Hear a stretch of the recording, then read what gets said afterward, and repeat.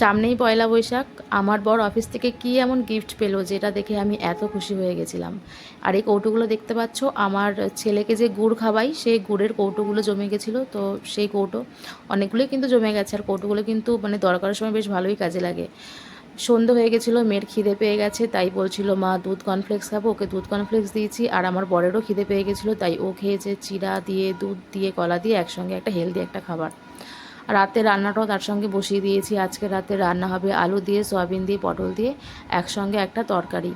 যেহেতু মেয়ের পেটের একটু সমস্যা ধরা পড়েছে, তাই জন্যে রান্নাটা একদম পাতলা করে করেছি।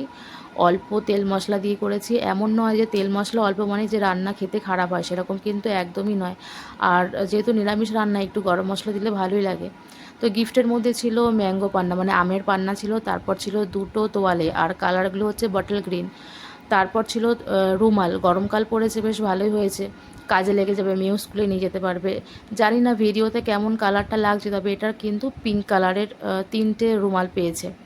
তারপর ছিল যেটা সবথেকে আমার কাজের, সেটা হচ্ছে গিয়ে এই যে কাপের সেট। 6টা কাপ রয়েছে, তার সঙ্গে একটা ছিল বোল।